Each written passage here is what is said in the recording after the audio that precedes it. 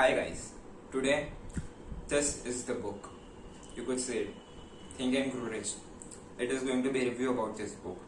This is a video where I'll explain the things that I have learned by reading this book zillion times.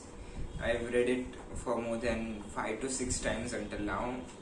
I've had this book since I was like in my 10th or 9th standard. I got this book and now I am college second year, so I have got a lot of time to read this book until now. But I read it again and again, and its principles are one of the best. They literally the tipping point for improving your life, obviously financially, but there are a lot of other things in this book too that help you realize how the mind works. If you can do it with finance, you can do it with your physical self. If you can do it with your finance, then you can also do it with your relationships. All of the principles in this book apply to every field also. That's my perspective. This review is not going to be a bit long or a bit intense. It's just my personal opinion of the book that I've read that has touched a lot of my heart and my soul. In a lot of ways, it has touched my heart and soul. So, what is this book about? Think and Grow Rich is literally think and grow rich. If you have the desire, the thought of growing rich, then you may. But it's not that easy, like just think and grow rich. You have to apply principles. So in the first chapter, he gives a brief introduction of why it's important to, have his book read. What's the importance of this information? So he says that a lot of business people and a lot of people in the world have used this book, and they have revolutionized their business and all, brought from zero to good businesses. And this is a book written by the review of 500 most wealthy people in the world at that time. Like it was 19 whatever at that time when he was alive. He reviewed 500 people and who were the best of their field at finance, and that's how this book has came to be. Second chapter is all about desire, the turning point of all achievement. It says that if you have a desire to achieve something, then you can, but you have to have the hunger to achieve it. That desire, hunger will help you achieve those results. Then comes faith, visualization. Now comes all of the principles. First is the desire, then comes the principles of how you're going to achieve it.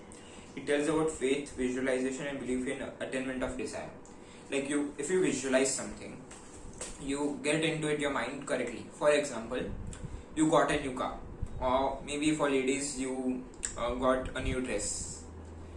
So when you get a new car or a new dress, it's like for example, someone gets your car or a dress.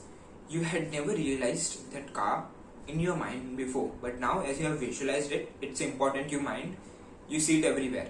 This you got Volkswagen or you got Tata's car. Now you see that car everywhere in the street. Were the cars there before? Yes, it were, but you noticed it now because you made it in your mind important that this visualization is important now. Because I visualize this car every day in my mind, it's important. So you visualize, but you noticed other things too. That's how visualization works.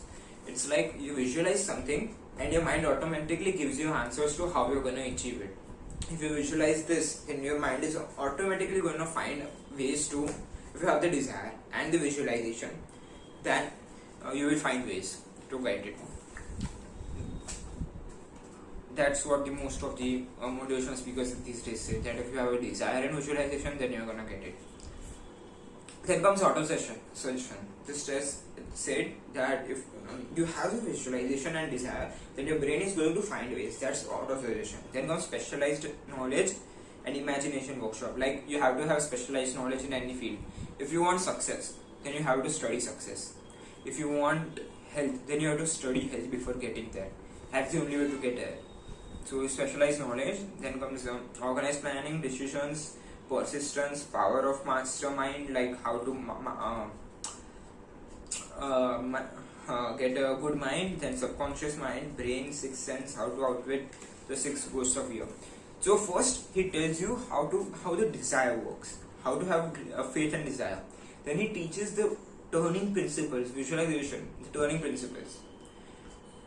After that, it's all of the habits and things, that how to have good brain habits, how to not have bad brain habits, how to have specialized knowledge, and all of these are secondary. The most important thing is taught first, then all of the other things like how to link the subconscious mind and the conscious mind. All of those things are habits that are going to help you. So why is this book important? If you want not a millionaire, like you want to not become this millionaire one day show, if you want to not do something so stupid, but you want to improve your life, by reading this book you can improve your daily life in a lot of ways. How can that be? I've read this book and I have improved my life, haven't I? You see that the desire part helps you realize that everything you want to achieve in your life, first you have to have a desire. So maybe for kids, if you want a next good school homework, you want to do that homework, then you have to have the desire to do that homework. Then you have to visualization, next step. You have to visualize that the homework is going to be completed by you very easily. These are simple steps that work in every field, so that you can improve that field on your own. So it's not that this is just for millionaires who want to become a millionaire in 1 day or 5 days. It's a book for everyone. This may help you in your daily lives. And all of the other things are habits that are going to be worth remembering in your life. You may have read this book once, but if you read it and keep it in your mind, some way, somehow it's going to help you, because it is going to be stored here forever.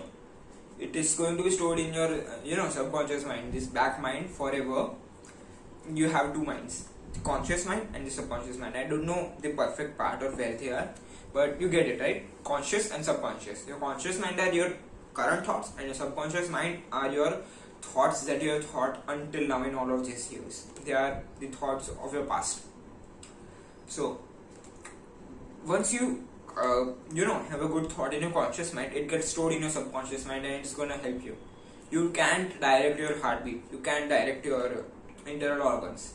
It's because your subconscious mind is already controlling it. You can't do it all the time. If you had to do it consciously, it won't be impossible, right? That's how subconscious mind works. So that's the thing I learned from The Power of Your Subconscious Mind book. It's also a great book. I did a review of it just a few videos back. That's a good review. If you want to learn more about what that book is about, then just I'll have the link in the description box. You could go to that, right?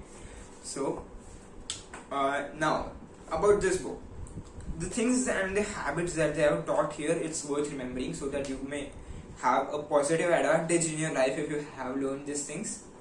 So it's worth a read. I would say that just read this book, like have it as an audio book.